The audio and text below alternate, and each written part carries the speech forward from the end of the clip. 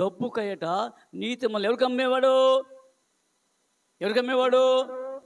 అక్కడ రాజు ఉన్నాడే, రాజు. ఏ రాజు? యెరొబెము రాజు. ఆ యెరొబెము రాజు కాలంలో వాళ్ళు మంచి నీతిమంతులు కదా, వాళ్ళు తీసుకురా, మన దగ్గర మనకు ఉండాలి వాళ్ళు నీతిమంతులు. కాబట్టి మీరు చేయండి, వాళ్ళకి ద్రవ్యం ఇవ్వండి, డబ్బులు ఇవ్వండి. కాబట్టి ద్రవ్యం ఇచ్చి ఏంటి కొన్నారట? పాదరక్షల కొరకై బీదవారిని అమ్మివేయుదురు. లేకుండా వారు చెప్పులు కావాలి, మంచి చెప్పులు. ఈ లోకండి చెప్పులు అండి చాలా మంది అంటున్నారు. చెప్పులు అంట అండి 2 లక్షలు అంట చెప్పులు అండి, 2 లక్షలు అంట చెప్పులు. చూడు ఎంత అండి. మనకైతే 2,000 చాలు కదా, బాగా సంతోషిస్తాం. కానీ అక్కడ 2 లక్షలు చెప్పులు. అలాంటివి అంటే ఇదిగో ఈ పేదవాడిని ఎందుకు అమ్ముతున్నారు? పేదవాడిని కారణం ఏంటి అంటే వాళ్ళ దగ్గర చాకరీ చేయాలా, బానిసత్వం చేయాలా, వాడు చెప్పింది చేయాలా. పాలేరుగా ఎవరు? ఇశ్రాయేలు ప్రజలే. అంతే కదా. పాదరక్షల కొరకై బీదవారిని అమ్మివేయుదురు. దరిద్రుల నోటిలో మన్ను వేయుటకు బహు ఆశపడుదురు. ఏనండి దరిద్రుల నోటి నుండి మన్ను కొట్టారంటండి. అరే వాడి నోట్లో అంటే వాడికి మేలు కలుక్కోండి. మన్ను కొట్టడం అనేది పాటు చేయటం. ఎవరు పాటు చేసేది? పేదవన్నరా వాడిని పైకి రాకూడదు, వాడు అట్నే ఉండాలా, వాడు ఆ పాపం మగ్గి ఉన్నాడు కాబట్టి ఇదిగో వానికి మన్ను కొట్టండి. ఎవరు? వీళ్ళు ధనికులు. దీనుల త్రోవకు అడ్డము వచ్చేదరు. ఎవడి అంటే దీనులు అంటే వినయం కలిగిన వారు, ఓర్పు కలిగిన వచ్చినప్పుడు ఎక్కడికి వస్తారు? అడ్డు వద్దు, ఇది అరవద్దు, మీకు వెళ్ళిపోయిన ఆధారం, ఇది రాజమార్గం, మీరు రావద్దు. దీనుల త్రోవకు అడ్డము వచ్చేదరు. తండ్రియు కుమారుడును ఒకదానినే కూడి. అమ్మో ఎంత భయంకరం అండి. అలాంటి భయంకరమైన స్థితిలో అమోసను వెళ్ళు అండి. 12 మైళ్ళు కిలోమీటర్లు మారిస్తే 18 కిలోమీటర్లు నడిచిచ్చాడట ఆ కాలంలో. ఎక్కడికి వచ్చాడు? ఉత్తర దేశానికి వచ్చాడు, అషూరు రాజ్యానికి వచ్చాడు, 10 దగ్గరికి వచ్చాడు. కాబట్టి ఈ యొక్క ఆమోసట ప్రయాణమే వస్తున్నాడు. ఎక్కడికి? అదిగో సోమన పట్టణకు వచ్చి ప్రయాణం చేస్తా, అయ్యా దేవుడు మీకు శాపం ఇస్తాడు, ఇదిగో రండి నా మాట వినండి అంటే వాళ్ళు విన్నారా? వినలా. ఒకసారి 7వ అధ్యాయము 12వ వచనం, 7-12 ఆమోస్. మరియు అమజ్య ఆమోస్తో ఇట్లా నేను ఏమండి ఎవరు ఈ మధ్య అంటే యాజకుడు బేతుల్లో ఉన్నాడు. ఏమండి బేతుల్లో ఉన్నాడు. బేతులు అంటే అర్థం ఏంటి? దేవుని మందిరంలో ఉన్నాడు. విగ్రహారాధన. బేతుల్లో ఉన్నాడు. ఎవరుంది? అమజ్య అనే యాజకుడు ఉన్నాడు. అమజ్య ఆమోసుతో ఇట్లా నేను దీర్ఘదర్శి తప్పించుకొని యూదా దేశమునకు పారిపోమ్ము. ఆమోస్ గారు మీరు దీర్ఘదర్శి కదా. దీర్ఘదర్శి అంటే ఏంది?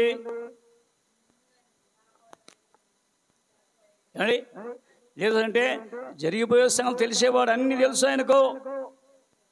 వీళ్ళు ఎలాగొస్తున్నారు? ఏదో హృదయాన్ని అంటే దూరం పెట్టుకొని మంచిగా అంటే ఎలాగోనండి మాయ మాట చెప్తారా, మాయ మాట. ఇలాంటి వారు చూడొక్కరి ఆలోచన చేయండి.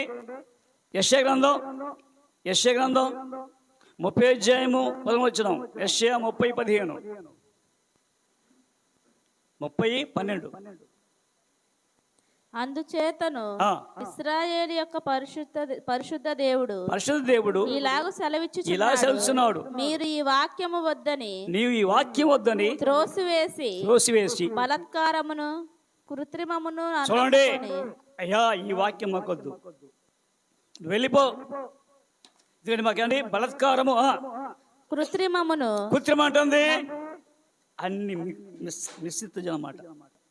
కృత్రిమమును నమ్ముకొని అట్టి వాటిని ఆధారం చేసుకుంటే కనుక అంటే ఏమండి అయ్యా కృత్రిమముగా మిచ్చరుగా జ్ఞానం చేసుకున్నారు. ఈ దోషము మీకు ఎత్తైన గోడ నుండి జోగి పడబోవచ్చున్నా. అయ్యా ఈ దోషమట ఎత్తైన గోడ నుండి జోగి అంటే కింద పడుతున్నారు. గోడ అండవలే అగును, అది ఒక్క క్షణములోనే హఠాత్తుగా పడిపోవును. కుమ్మరికుండ పగులగొట్టినట్టుగా ఆయన ఏమీ విడిచిపెట్టక దాన్ని పగులగొట్టును. పొయ్యిలో నుండి నిప్పు తీయుటకు గాని. కాబట్టి ఆ పెంకెండి పొయ్యిలో నిప్పు అంటే ఇది వరకు పెంకు తీసుకెళ్ళేవారు నిప్పు కోసం. ఎవరు మనకు తెలియదు. ఇప్పుడు ఇంతకు ముందు నిప్పు కావాలి నిప్పు అంటే పెంకు. అందుకనే అయ్యా ఈ వాక్యం మాకు పలకొద్దు. మేము చేసే వాళ్ళు లోపల చేస్తున్నారు వాళ్ళు. ఏంటిది? కుట్ర. అందుకనే ఆమోసు నువ్వు దీర్ఘదర్శి కదా, మా దగ్గరికి వెళ్దా వద్దు. ఎందుకని అక్కడ తప్పించుకొని సమ్మ 7:13 దీర్ఘదర్శి తప్పించుకొని యూదా దేశమునకు పారిపోమ్ము. అచ్చటనే బత్తెము సంపాదించుకొని. బత్యం ఉంటుంది కూలి తెప్పించుకో. కూలి ఇక్కడ బచ్చం ఎవరెవరు వాడికి వెళ్ళు. ఎక్కడికి? యోధాశానికి వెళ్ళు. మా దగ్గర వచ్చేది మాకు సమృద్ధిగా ఉంది, కానీ మా దగ్గర వచ్చి పాపం చేస్తావా? మాకు చెప్తావా? వద్దు, వెళ్ళు. అచ్చటనే బత్యము సంపాదించుకొనుము, అచ్చటనే నీ వార్త ప్రకటించుము. ఇక్కడొద్దు మాకు. ఏంటి ఈ వాక్యం మాకు వద్దండి. ఎలా ఆడ ప్రకటించు. మాకు చెప్తానండి అంటే చెప్పానండి. ఆ యొక్క నశించిపోయేవారికి చెప్పాలిగా వార్త. అంటే రక్షింపడానికి చెప్తారా? మాకొద్దు, చెప్పు. ఇల్లు బేతేలు రాజు యొక్క ప్రతిష్ఠిత స్థలము, రాజధాని పట్టణమై ఉన్నందున. యెరూషలేము అంటే ఎలాంటిది? బేతేలు రాజుగారి పట్టణం. అనుకోని అయ్యో ఆ రెండో యెరొబెయాము పరిపాలన చేస్తున్నాడు, అది రాజుగారి పట్టణము అంటే ఈ పట్టణం అట పాడైపోయిందట. అందుకని బేతేలు పాడైపోయింది. షిలోహు దేవుని మందిరం ఉంది, ఆ మందిరాన్ని పాడు చేశారు. అందుకని ఆ మందిరం లేడు. దేవుడు ఎవరు? షిలోహు లేడు, వెళ్ళిపోయాడు అని సన్నది. కాబట్టి మా రాజు ఏంటో తెలుసా? నీవికను దానిలో నీ వార్త ప్రకటన చేయకూడదు. అందుకు ఆమోసు అమజ్యాతో ఇట్లనెను, నేను ప్రవక్తనైనను కాను. అయ్యా నేను ప్రవక్తను కాదండి. ప్రవక్త యొక్క శిష్యుడనంటే ప్రవక్త శిష్యుని కాదు. ప్రవక్త అంటే యోనా ప్రవక్త, ఓబద్య ప్రవక్త, అలాంటి ప్రవక్తని కాదయ్యా. నేను మేడి పనులు వెరుక్కునేవాడిని, పశువుల కాపరిని. కాబట్టి అలా కాదయ్యా. కానీ పశువుల కాపరినై మేడి పండ్లు ఏరుకొని వాడను. నా మందలను నేను కాచుకొని చుండగా యెహోవా నన్ను పిలిచి. ఎందుకంటే మీరు కాదు పిలిచింది, యెహోవా నన్ను పిలిచాడు. ఎక్కడో గొర్రెల కాపరిని పిలిచిన దావీదును పిలిచినట్టుగా ఇక్కడ గొర్రెలు మేపుతున్నాడు. ఎవరండి? ఆమోస్. అయితే పిలిచాడు. కాబట్టి నీవు పోయి నా జనులకు ఇశ్రాయేలు వారికి ప్రవచనము చెప్పుమని. ప్రవచనం జరిగిపోయి వాటిని తెలియజేసే ప్రవక్త ప్రవచనము. అందుకనే అయ్యా మీరందరూ విన్న పనిగా చెప్పండి. దేవుడు ఒక కాలం వస్తుంది, ఆ కాలం నుండి ఇదిగో కరువు రాబోతుంది. అది అన్నము నీళ్లు కాదట, అన్నపానులు వచ్చిన కరువు కాదు. ఏమండి? యెహోవా మాట వినకపోవచ్చు క్షామము. మరి వింటున్నాము నమ్మ యెహోవా మాట. అప్పుడు చేరితే కుదరదు. ఏమండి? అందుకనే సౌలును ఏర్పాటు చేసుకున్న దేవుడు అండి. సౌలును ఏర్పాటు చేసుకొని రాజుగా నియమిస్తే ఏమైపోయాడు? దేవుని మాట వినలేదు. అందుకనే ఆ యొక్క దేవుని మాట లేదు. కాబట్టి ఇక్కడ సౌలు చాలా బాధపడుతున్నాడు. సమూయేలు చనిపోయాడు, తను చెప్పేవాళ్ళు ఎవరు లేరు. అందులో చూడొకసారి 1 సమూయేలు 28:6.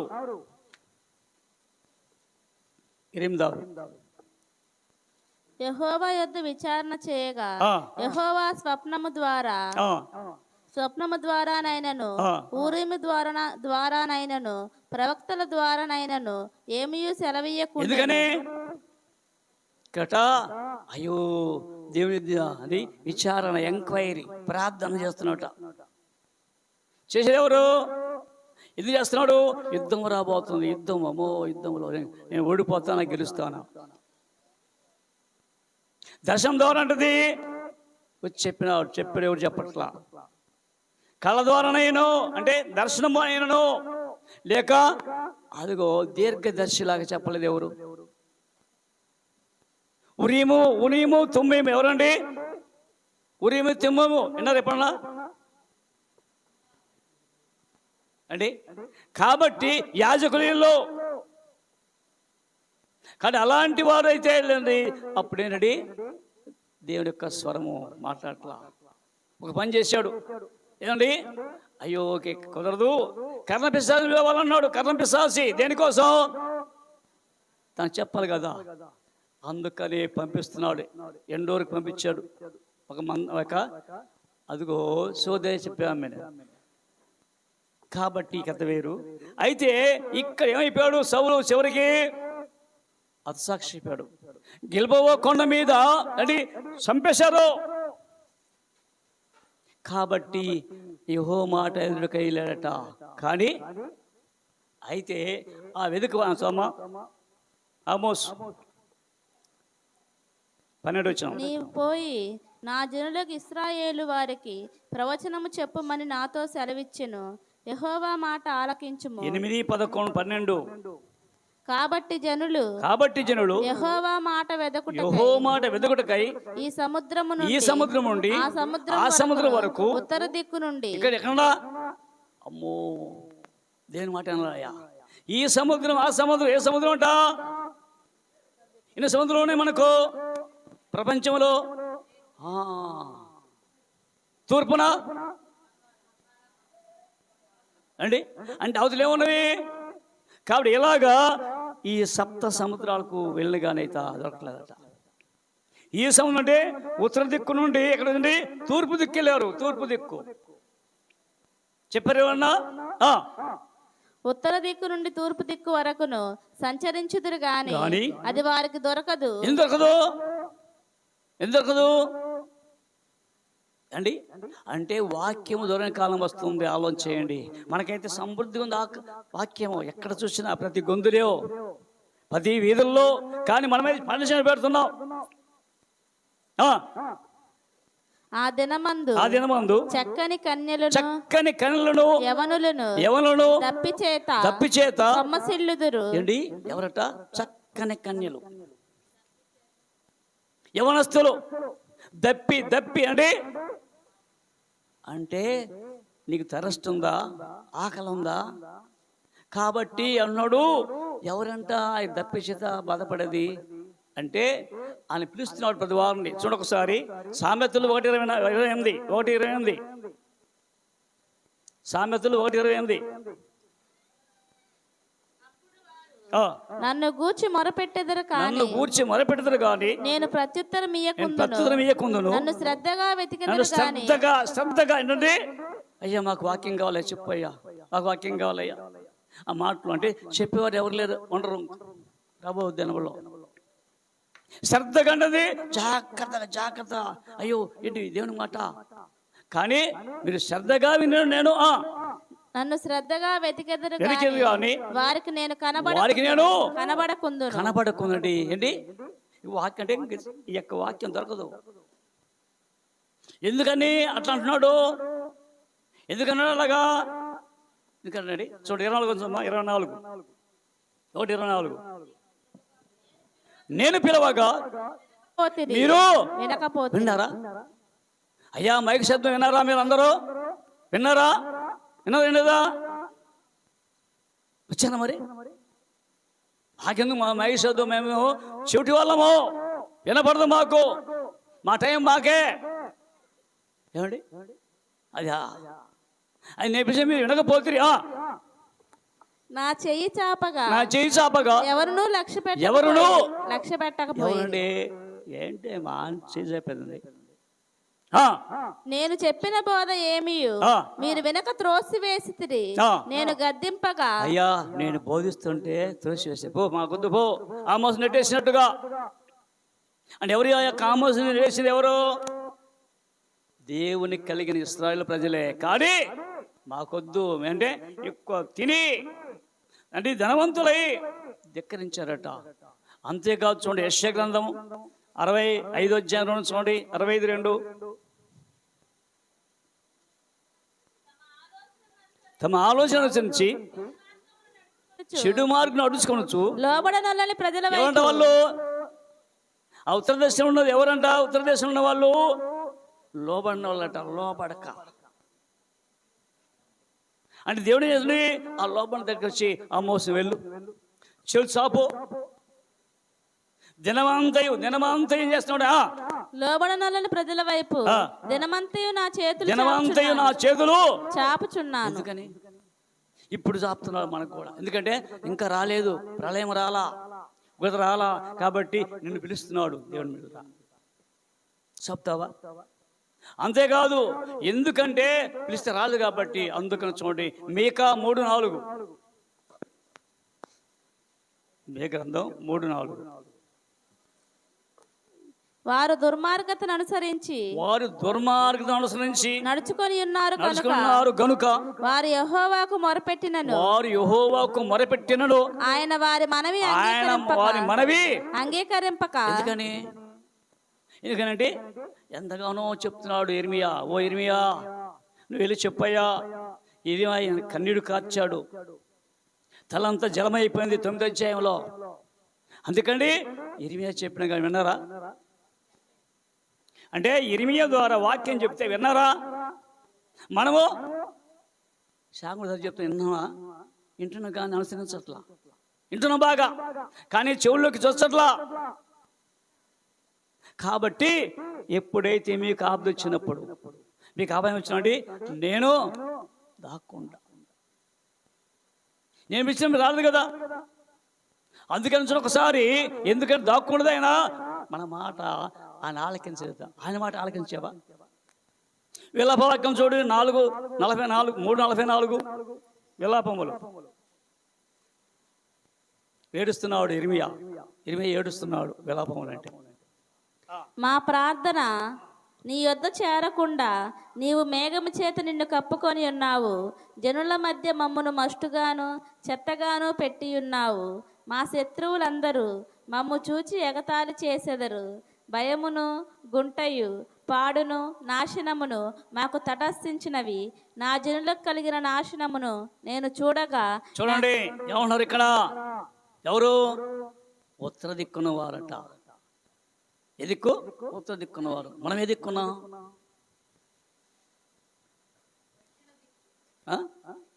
దక్షిణ దిక్కు ఉంటే నిజమేనా? దక్షిణ పడ్డారా? మరి అన్నమాట ఏమన్నారా? ఏండి ఇక్కడ ఏమన్నారు? అమ్మదమ్మా, మా ప్రార్థన నీ యొద్ద చేరకుండా. ఇప్పుడు అప్పుడు అపాయం వస్తే కూర్చొని ప్లాన్ చేసి తింటరా? మరి యవనస్తులు కన్యకలు ఏం చేస్తారు? ఎవరి కన్యక ఎవరండి? చూడండి, ఆమోసు 6:2 కన్యక ఎవరు? కల్నేనుకు పోయి విచారించుడి, అక్కడ నుండి హమాతు మహాపురమునకు 5:2 ఆమోస్. కన్యకైన ఇశ్రాయేలు కూలిపోయాను. ఎందుకని? ఎవరంట కన్యక? దేవుని ప్రజలే. దేవుని మాట విన్ని మళ్ళీ వెనుకంజ వేసిన వాళ్ళే కన్యక అనగా సంఘము. ఈ సంఘం నుండి ఎంతగానో ప్రేమించి స్వరక్తం ఇచ్చి ఆ రక్తం కడిగి శుభ్రపరిచి నిన్ను కన్యకగా చేస్తే, అంటే పెళ్లి కుమార్తెగా చేస్తే కన్యకైనా ఇశ్రాయేలు కూలిపోయాడు. ఆమె మరన్నటికి లేవదు. ఎందుకని? ఆ యొక్క కన్యకట మరెన్న లేదట. ఇప్పుడు ఈ కన్యక అండి సొమ్మసిల్లిపోతుంది. ఏకండి అండి, నీటి కోసం, ఆహారం కోసం. ఏంటి అప్పుడు వేదండి, ఎవరా నీరు, ఎవరా దప్పిక మన కలిగి ఉన్నావా? ఒకసారి యెషయా గ్రంథం 55:1 త్వరగా. దప్పిక వాళ్ళరా నీళ్ళ యొద్దకు రండి. ఏ దప్పిక? ఈ లోకంలో దప్పిక అండి. మరి ఏం చెప్పాడు ఆమోసు? అయ్యా, ఇది అన్నము పానము కాదట. ఏ పానము? అన్న పానములు కాదు, వచ్చి క్షామము. ఏ క్షామం అంట? అంటే ఏంటన్నమాట? ఇప్పుడండి, అయ్యా దప్పిక వాళ్ళ, నీకు దప్పిక ఉందా? ఇప్పుడు రండి. ఏం దప్పిక? వాక్యమైన దప్పిక. దప్పికల వారు మీరు రోకలు లేని వారలారా. ఏం నీళ్ళు అంటే ఆయన మాట అనేది. ఆయన మాటకి ఏముంది నీకు అంటే నీ లోపల ఉన్న సమస్త దుర్తిచేస్తున్నట్టు ఆయన మాట అంటే ఆయన యొక్క వాక్యం అంటే ఆయన యొక్క శరీరము. ఇప్పుడు తిన్నామే ఏంటిది? ఆయన వాక్యమనే శరీరము. ఎట్లా తిన్నావు మరి? ఆలోచన తీసుకున్నావా? తప్పకండి. ఆయన రక్తము స్వరక్తం ఇచ్చి ఆ కలువలో మండుటండలో అంటే ఆకాశానికి పోయి ప్రజలు ఏడొచ్చు రక్తము చెందించాడు. ఆ రక్తంలో నిన్నది పవిత్రం చేశారు కాబట్టి అది ఇక్కడ అయ్యో దప్పిక వచ్చి కొని రోకలు లేని వారలారా మీరు వచ్చి కొని భోజనము చేయండి. ఏంటండి మన దగ్గర డబ్బులు ఉన్నాయా అంటే బాగా కొనాలంటే అండి పెద్ద అంటే అపార్ట్మెంట్కి వెళ్ళి లేక హోటల్కి వెళ్ళి డబ్బులు లేక తింటావా అంటే రానియరు. మరి నీవు ఇదిగో రోకలు ఏ అవసరం లేదు, మీరు మీ డబ్బులు ఏం అవసరం లేదు, మీ హృదయం కావాలా? రోకలు రండి. రోకలు లేకపోయినను ఏమీ ఇయ్యక ద్రాక్షారసమును పాలను కొనుడి. ఏంటది? అదిగో ద్రాక్ష పానం అంటే అదిగో దేవుడి యొక్క వాక్యము. ఆయన రొట్టె అంటే ఆయన శరీరము, ఆయన రక్తము. కాబట్టి కొంటావా? వస్తావా ఆయన దగ్గరికి? వస్తేనే ఇంట్లో మరి మన జాగ్రత్తగా ఉండాలట. కాబట్టి ఒకసారి యోచించండి. అందుకే చూడు ఒకసారి యెషయా గ్రంథం 1:19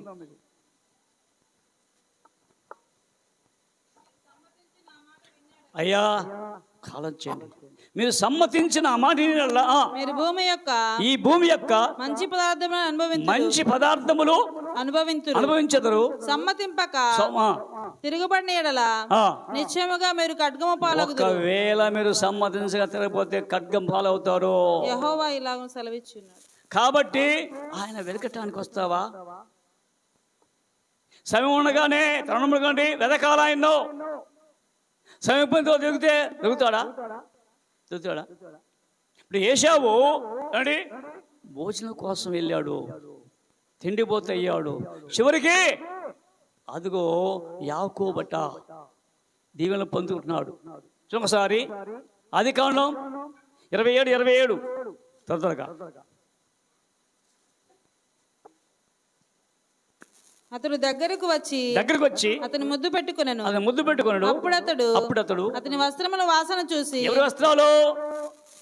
యాకోబు యొక్క వస్త్రం వాసన చూసి అతను దీవించి ఇట్లనెను, ఇదిగో నా కుమారుని సువాసన, యెహోవా దీవించిన చేని సువాసన. అయ్యా నా చూడండి, యెహోవా దీవించాడే సేను. ఏ సేనట? నీ హృదయమనే సేను. యెహోవా దీవించిన చేని సువాసన వలె ఉన్నది. ఆకాశ మంచును భూసారమును విస్తారమైన ధాన్యమును ద్రాక్షరసమును దేవుడు నీకు అనుగ్రహించుగాక. అది ఆకాశ మంచు అంటే పరిశుద్ధాత్మ. ఆ పరిశుద్ధాత్మ కుమ్మరిస్తున్నాడు. ఈ భూమి మంచి పంట. అందుకది ఇదిగో నీకేమిస్తున్నాడు? మంచి పంట. ధాన్యం అంటే వాక్యం అనే ధాన్యము. అదే వాక్యం అనే విత్తనం. దాసం ఏంటంది? ఆ రక్తం. కాబట్టి ఇక్కడ చూపిస్తున్నాడు. కాబట్టి అది తర్వాత ఏశావు చూడొకసారి. హెబ్రీ 13:17 మీ పైన నాయకులుగా ఉన్నవారు ఒక్క పూట కూటి కొరకు తన జ్యేష్ఠత్వపు హక్కును ఒక్క పూట కోసం జ్యేష్ఠత్వపు హక్కును అమ్మివేసిన ఏశావు వంటి భ్రష్టుడును వ్యభిచారి అయిన ఉండునేమో అని జాగ్రత్తగా చూచుకొనుడి. ఏశావు ఆ తరువాత ఆశీర్వాదము పొందగోరి కన్నీళ్లు విడుచుచు దాని కోసరం. కాబట్టి ఆలోచించండి. ఆ రాకడ ముందే ఉండాలి. కానీ రాకడ వచ్చిన తర్వాత అయ్యా ఏడుస్తే ఒత్తుకుంటే ఇదిగో ఎగ్జామ్ చూపించాడు ఎవరిని? ఏశావును. మంచి ఎడగాడు, మంచి భోజనం తెచ్చిపెట్టేవాడు తండ్రికి ఈసాకు. కానీ యాకోబట దేవుడి యొక్క దీవెన పొందాడు. అయ్యా నీ సహోదరులు సాగిలపడతారు, నువ్వు వేలికగా ఉంటావో కాబట్టి నువ్వు అయితే ఈ దినాన్ని నేను ఒక వేలికగా ఉండాలంటే నీవు దేవుని సొత్తు అయి ఉన్నావా? కాబట్టి ఆ సందేశం నుంచి వెళ్ళారట, కానీ వాళ్ళకు దొరకలేదు. చక్కని కన్యలు అండి. సమస్య అంటే అయ్యో మోర్చొచ్చి పడినట్టుగా తెలియదుగో అన్కాన్షియస్ పడిపోయారు చూడు అది. కాబట్టి యోచిస్తావా? అందుకే అంటున్నాడు చూడండి, చివరిగా చూద్దాం యెషయా గ్రంథం 65 అధ్యాయం 13 వచ్చినాము. 65, 13, 12 వచ్చిన నుంచి 12, 13. నేను పిలవగా మీరు ఉత్తరమియ్యలేదు, నేను మాట్లాడగా మీరు ఆలకింపక. అంటే ఈ వాక్యం ఆలకిస్తున్నావా? చెప్పనే మనకెందుకు, అయ్యో ఈ వాక్యం నా కోసమే అనుకుంటామా? అనుకోవట్లా. చెప్పని మామూలేగా పాస్టర్ చెప్పేది అంతే కదా. నేను మాట్లాడగా మీరు ఆలకింపక నా దృష్టికి చెడ్డదైన దాన్ని చేస్తిరి, నాకు ఇష్టము కాని దాన్ని కోరిరి. నేను ఖడ్గమును మీకు అదృష్టముగా నియమించుదును. ఖడ్గం అంటే కత్తి, అదృష్టం ఉంటుంది, కత్తి వాత. నేను ఖడ్గమును మీకు అదృష్టముగా నియమించుదును, మీరందరూ వదకు లోనగుదురు. కావున ప్రభువగు యెహోవా ఇలాగు సెలవిచ్చుచున్నాడు, ఆలకించుడి. నా సేవకులు భోజనము చేయుదురు. కానీ ఎవరండా నా సేవకులు భోజనం? ఏంటి భోజనం? పరలోక భోజనం ఉందండి అని ఆయన స్థించడమే, ఆయన మాట వినటమే. కాబట్టి నా సేవకులు ఏం చేయండి? పానం, నీళ్ళు తాగుతారట. ఇదేంట్రా మాకు చెప్పినాడు వాడు, నీళ్ళు మాకు నీళ్ళు లేవు. నా సేవకులు భోజనము చేదురు కానీ మీరు ఆకలి కొనెదరు. మీరు ఆకండి ఎవరంట? అమ్మో, సేవకులు మాత్రం ఆలుగొనరంట. మీరు ఆలుగొంటారు, వాళ్ళు మాత్రం నీళ్ళు తాగు. ఏంటి వాక్యం నీరే ఇంకా వాళ్ళకి ఆహారం లేదు. ఆయనే వాక్యం దేవుని దగ్గర ఉండటమే.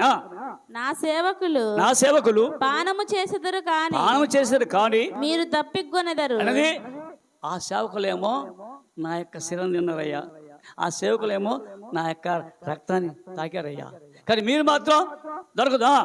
నా సేవకులు సంతోషించెదరు కానీ మీరు సిగ్గుపడెదరు. చూడండి, సిగ్గు అంటుంది. అయ్యా ఈ మాట వినలేదయ్యా నేను. దేని మాట అండి? అరే నువ్వు చేసావురా ఆలస్యంగా వెళ్ళమని, నువ్వు చేసావురా త్వరగా వెళ్ళొద్దు అని. కానీ ఇప్పుడు వాక్యం పోయిందిరా అంటారు. ఏమన్నా ఏమనరు, ఎప్పుడు వచ్చినా పర్లేదు. కానీ నా సేవకులు హృదయానందము చేత కేకలు వేసెదరు కానీ మీరు చింతాక్రాంతులై. చింతాక్రాంతులంటే అప్పుడంట ఏం పోగొట్టుకుంటే చింతాక్రాంతులై ఉంటారు. చింతాక్రాంతులై ఏడ్చెదరు మనోదుఃఖము చేత. మనోదంటే మనసు దుఃఖము వేదన. ప్రలాపించెదరు. నేను ఏర్పరచుకున్న వారికి నా పేరు శాపవచనముగా చేసుకొనిపోయెదరు. నేను ఏర్పరిచిన వారికి ఏమిటంట అంటే ఒక్కసారి చేయండి ఏమైందో. అందుకే చూడు ఒకసారి యెషయా గ్రంథం 54, యెషయా గ్రంథం 54:11 చూడండి.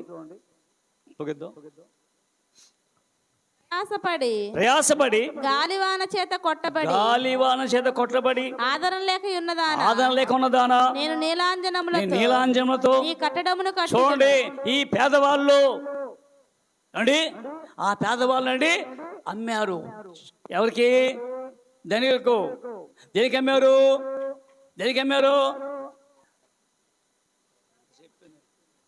వాళ్ళు పేదల్లో డబ్బుగా. పాదరక్షలు డబ్బు కాదు, నీతిమంతులు అమ్మారు డబ్బుకు. వీళ్ళు అమ్మిది ఎవరు? పాదరక్షలు. మరి ఇప్పుడు వీళ్ళకి ఎట్లుంది? నేను నీలాంజనములతో నీ కట్టడమును కట్టెదని నీలములతో నీ పునాదులను వేయుదును మాణిక్యమణులతో నీ కోట కొమ్ములను సూర్యకాంతములతో నీ గుమ్మములను కాబట్టి ఇక్కడ ఎవరండి? దేవుని సేవకులు కట్ట. అందుకే అన్నాడు భోజించండి. యెషయా 49:10. యెషయా 49:10.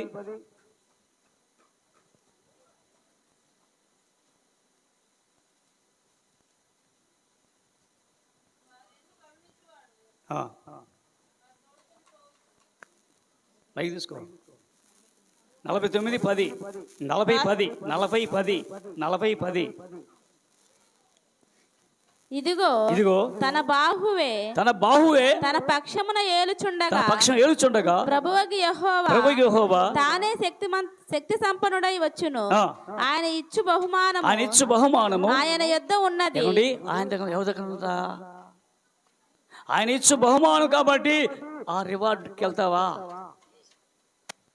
అందుకని యెహోవా దొరుకాల మీద ఆయన వేడండి అండి. యెహోవా వేడండి దొరకాలండి, ఆయన్ను సమీపించండి. కాబట్టి ఇక్కడ జీవజల బుగ్గలు అంటే ఎవరండి? ఆయన యేసు ప్రభు. కాబట్టి ఆత్మ అంటే పరిశుద్ధాత్మ కావాలా. అందుకనే ఆత్మని శరీరం కావాలట. కాబట్టి ఒకసారి యోచించండి. యోహాను సువార్త 7:38-37. ఆయన విశ్వాసం ఉంచువాడు వాడెవడో లేఖనము చెప్పినట్టు ఆయన విశ్వాసం ఏం చేయాలట? విశ్వాసం వాడు లేఖనము చెప్పినట్టుగా వాని కడుపులో నుండి జీవజల నదులు కడుపులో జీవజలం ఉంటే ఇంకా నీళ్ళు దప్పికవుద్దా? ఏమండి? కడుపులో జీవజలం అంటుంది. ఆ లివింగ్ వాటర్ అంటే యేసుక్రీస్తు యొక్క జీవము. ఎప్పుడైతే లేఖనం చెప్పినట్టుగా నా మాట వింటాడో వాని కడుపు జీవజల బుగ్గలు పారునని బిగ్గరగా చెప్పాను. తన యందు విశ్వాసం ఉంచువారు ఎవరంటా? ఎవరిలాంటి? ఎవరైతే విశ్వాసం ఉంచువారు పొందబో ఆత్మను గూర్చి ఆయన ఈ మాట చెప్పాను. ఎవరైతే విశ్వాసం పొందబో ఆత్మ అంటే అదే పరిశుద్ధాత్మ. అదే పరిశుద్ధాత్మ వాక్యము. కాబట్టి అందుకనే ఇల్లట సొమ్మసిల్లిపోయారు. ఎక్కడికి వెళ్ళినా దొరకట్లా. కానీ ఆలోచించండి, అందుకనే వాక్యము దొరకట. పాట మాత్రం అండి. ప్రభు యేసురాకడ సమీపించేనిప్పుడే సిద్ధపడుమో క్రైస్తవుడా, సంసిద్ధపడుమో సోదరుడా, సిద్ధపడుమో క్రైస్తవుడా, సంసిద్ధపడుమో సోదరుడా. ఎంతకాలం మార్పు లేక జీవించవు, ఎంతలోనే యేసు వస్తే ఏమి చేతువు. ఎంతకాలం మార్పు లేక జీవించవు, ఎంతలోనే యేసు వస్తే ఏమి చేతువు. తిరుచు తిరుగబోకుమా, తిరుగబోకుమా అనుకొనని గడియాలో ప్రభు యేసు వచ్చును. అనుకొనని గడియాలో ప్రభు యేసు వచ్చును. ప్రభు యేసు రాకడ సమీపించెనిప్పుడే సిద్ధపడుమో క్రైస్తవుడా, సంసిద్ధపడుమో సోదరుడా. కాబట్టి ప్రభుని క్రీస్తు పిలుస్తున్నాడు. వస్తారా? ఆనాడు చెయ్యి చాపి పిలుస్తుంటే వినలు అట. అదే మీరు పిలిచినప్పుడు నేను చెవులు మూసుకుంటానయ్యా, మీరు ప్రార్థన చేసి కానీ ప్రార్థన విన్నో. కాబట్టి మన ప్రార్థన చేరుతుంది అక్కడికి. మెప్పుగా చేసే ప్రార్థన కాదండి, హృదయం లోపల నుంచి రావాలి ప్రార్థన. అంతరంగం నీ యొక్క స్థితి మార్చుకుంటే అప్పుడు ఏడ్పు వస్తుంది, కన్నీరు వస్తుంది. ఒకసారి యోచించండి. అందుకని ఆమోస్ చెప్పాడు కాబట్టి ఇంకా ఈ ప్రవచనం నెరవేరలా అండి, ఈ ప్రవచనం నెరవేరలా. ఒకప్పుడు రాబోతుంది, అందుకే దగ్గర తెలియదు, ఎప్పుడు వస్తాడో తెలియదు. అప్పుడు జనము రాజ్యం మీదకి కరువులు, భూకంపాలు ఇన్ని మనం చూస్తామో లేవు, చూస్తే చూడొచ్చు. కానీ ఒకసారి యోచించి, ప్రభువా నీ వాక్యాన్ని నా హృదయం తెచ్చుకుంటానయ్యా. ఏశావు ఇది చూశాడు కానీ దొరకలేదయ్యా. సౌలు వెదికాడు కానీ దొరకలేదయ్యా. అది మేము మా దగ్గరకు వచ్చావు, మాతో ఉన్నావు. ఇదిగో మాకు ఇది రక్షణ దినం, ఇది కృపకాలం. కాబట్టి కృపకాలం నాకు ఎంత ఇచ్చావయ్యా కృప. అందుకనే యెహోవా కాలం ఆయన్నే వినండి, సమయంలోగానే అండి ఆయన్ను ప్రార్థన చేయాలి. ప్రార్థన కాబట్టి ఆయన మన దగ్గర రాలేదు. ఇప్పుడు పరిశుద్ధాత్మ కాలంలో కాబట్టి ఒకసారి యోచించి ఆ యొక్క ఇశ్రాయేలు ప్రజలు ఏమండి అష్షూరు చెరకు పంపించారు. వాళ్ళు 727 సంవత్సరాలు 27 సంవత్సరమున అప్పగించారు. చూశారా? వాళ్ళందరూ వస్తారట. ఎప్పుడు? వాళ్ళందరూ డోళ్ళు కట్టుకొని వస్తారు. ఎవరికి? ఎక్కడికి వస్తారండి? వీళ్ళు దేవుని దగ్గరికి వస్తారట. ఎక్కడుంది అంటే యెషయా గ్రంథము 60 అధ్యాయము 6 చూడండి. యెషయా 66 వచనం నుంచి.